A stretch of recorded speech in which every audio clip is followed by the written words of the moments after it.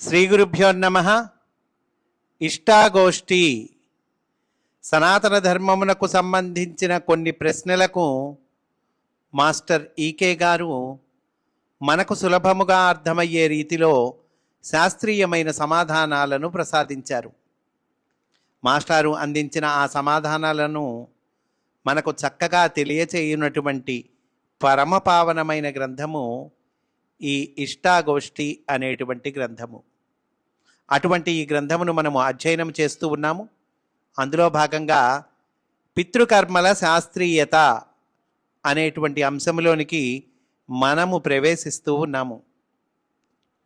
చనిపోయిన వాళ్ళకి తద్దినాలు పెట్టడం విషయంలో శాస్త్రీయమైన హేతువేమైనా ఉన్నదా, లేక కేవలం మూఢ సంతృప్తి ఒక్కటేనా అని ఒకరు అడిగారు. అందుకు మాస్టారు సమాధానము చెప్తూ ఉన్నారు.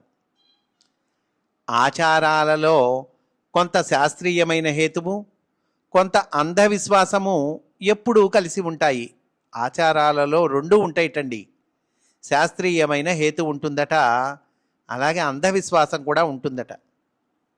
ఈ రెండింటికి మానవత్వ వికాసంలో చక్కని స్థానం ఉంది. దేనిని తిరస్కరించినా మానసిక పరిణామం దెబ్బతింటుంది. తద్దినాల విషయము అంతే. ఒక్క తద్దినాలేమిటి, విగ్రహారాధన విషయం, మతాలు, పార్టీలు అవలంబిస్తున్న చిహ్నాలు, జెండాలు, ఇంకా పరిశీలిస్తే వివిధ కార్యసాధన వర్గాల వారు ధరించే యూనిఫాములు, బ్యాడ్జీలు మొదలైన వాటికన్నిటికీ ఒకే విధమైన విలువ ఉన్నది. వీటిలన్నిటికీ ఒకే విధమైన విలువ ఉందటండి. ఇన్నిటిలో కొన్నిటిని నిందించి కొన్నిటిని అవలంబిస్తూ హేతువాదులమని అనుకునే వారి వలన మాత్రమే సంఘంలో అప్పుడప్పుడు కొంత చికాకు కలుగుతుంటుంది. తద్దినాల మంత్రాలలో ఉన్న అర్థాన్ని బట్టి చూస్తే జీవులు శరీరం విడిచిన వెనుక మరలా శరీరాన్ని ధరించటానికి కావలసిన పిండోత్పత్తి క్రమము, దానికై మనం చేయగల ఆరోగ్యకరమైన సహకారము, ఏ కుటుంబంలో శరీరం విడిచిన వారు ఆ కుటుంబంలోనే తర్వాత తరాలలో జన్మించదలచిన కోరిక ఉంటే ఆ మార్గాన్ని సుగమం చేయటం, మళ్ళా శరీరం ధరించటానికి గర్భస్థులయ్యే సమయాలను స్థూలంగా నిర్ణయించగల కాల నిర్దేశం ఇమిడి ఉన్నాయి. దానికి కావలసిన ఆహార నియమం, ఆచార నియమం ఆ జీవిని తల్లి గర్భమనే ఇంట్లోకి ఆహ్వానించటానికి అభిప్రాయాలను వారికి తెలిసేటట్టుగా ప్రకటించే నిమిత్తం భోక్తలను ఆహ్వానించి గౌరవించటం ఇందులోని క్రతుశాస్త్ర భాగాలు. తద్దినం మంత్రంలోని విశేషాలు చెప్తూ ఉన్నారండి. భోక్తలను ఆహ్వానిస్తాం, గౌరవిస్తాం, ఇదిగో ఇందుకోసమయ్యా అని చెప్తున్నారు. ఇందులోని క్రతుశాస్త్ర భాగాలు ఇవి హిందూ మతానికి కానీ భారతదేశానికి కానీ ముడిపెట్టుకున్నవి కాక మానవ జాతి అంతటిపైన ప్రభావం చూపేవిగా ఉన్నవి. బాహ్య వైఖరుల విధానంలో తేడాలు ఉంటే ఉండవచ్చు. ఉదాహరణకి పాశ్చాత్య దేశాలలో, అంటే వెస్ట్రన్ కంట్రీస్ అండి, వాటిల్లో ఏం చేస్తారు, చనిపోయిన వారందరికీ సంవత్సరంలో ఒకే రోజున తద్దినాలు పెడతారు. అది నవంబర్ 1వ తేదీ. దీనిని ఆల్ సెయింట్స్ డే అంటారు. ఇందులో ఏ పద్ధతి రైటు అని ఏమీ లేదు. ఏమండి, మరి మనం తిథుల ప్రకారం పెడుతున్నాం కదా, వాళ్ళేమో అందరికీ కలిపి ఒకే రోజు అంటున్నారు, మరి ఏది రైటు అంటే ఏ పద్ధతి రైటు అని ఏమీ లేదు అంటున్నారు మాస్టారు. నలుగురు చేసుకున్న ఏర్పాటును బట్టి ఆ చనిపోయిన వారికి కూడా అలవాటు ఏర్పడుతుంది. మనందరము ఏదో ఒక కట్టుబాటు పెట్టుకుంటాం కదండి, దాన్ని బట్టి ఆ చనిపోయిన వారికి కూడా అలవాటు ఏర్పడుతుందట. ఏదో అలవాటు ఉంటేనే కానీ ఎదుటివాడికి మన అభిప్రాయం అర్థం చేసుకోవటానికి వీలుండదు. ఇక ఈ క్రతువుకి మరొక విలువ కూడా ఉంది. ఆ చనిపోయిన వారి ఎడల బ్రతికి ఉన్న వారి అభిప్రాయాలు, ఆపేక్షలు చిరకాలం వర్ధిల్లుతూ సాధువైన స్వరూపాన్ని, ప్రవర్తనని అభ్యాసం చేయటం.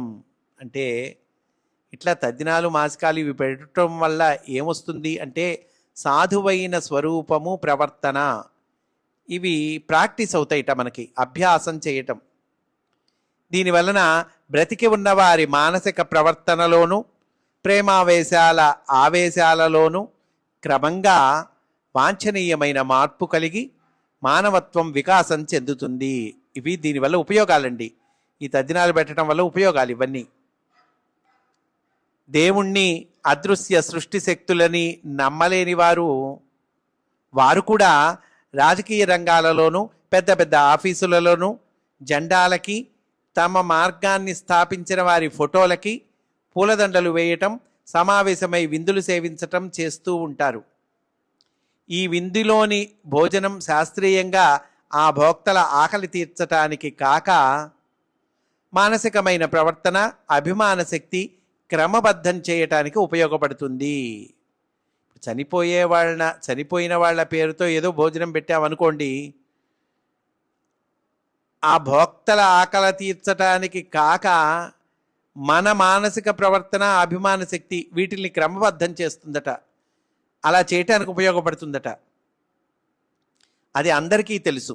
విందులు చేసుకునేవారు ఎవరి ఇంట్లో వారు భోజనం చేస్తే మాత్రం ఆకలి తీరదా?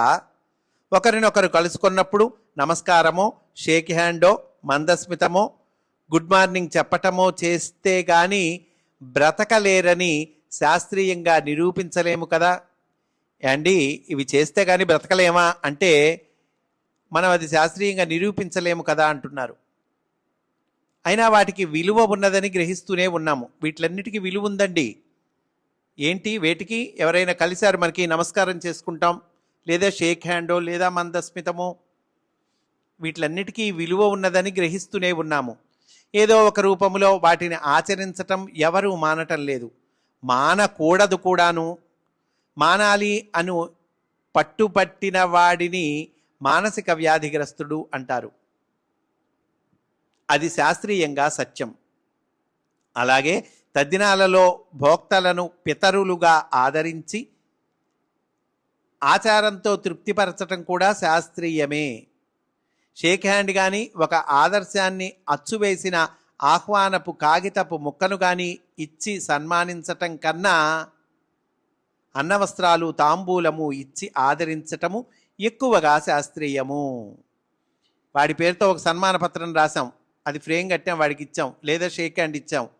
అయ్యా, దీనికన్నా కూడా అన్నవస్త్రాలు, తాంబూలము ఇచ్చి ఆదరించటము ఎక్కువగా శాస్త్రీయము. ఎందుకని?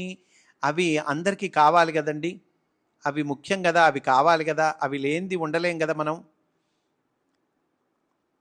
ఇలా ఆదరించడం ఎక్కువ శాస్త్రీయము, హేతుబద్ధము, మానవత్వానికి చిహ్నం అవుతుంది అంటున్నారు.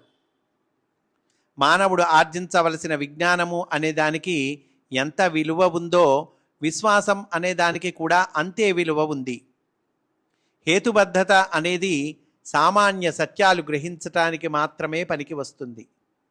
అసామాన్య సత్యాలు గ్రహించాలంటే దానికి కావలసిన అభ్యాసమే పనికి వస్తుంది, కానీ హేతువాదానికి ఆ శక్తి చాలదు.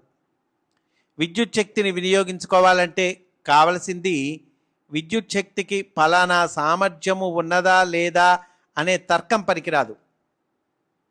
ఎలక్ట్రికల్ ఇంజనీరింగ్లో సాంకేతికమైన అభ్యాస పాఠవం వల్ల చేయి తిరిగిన నేర్పరితనం ఒకటే పనికి వచ్చేది.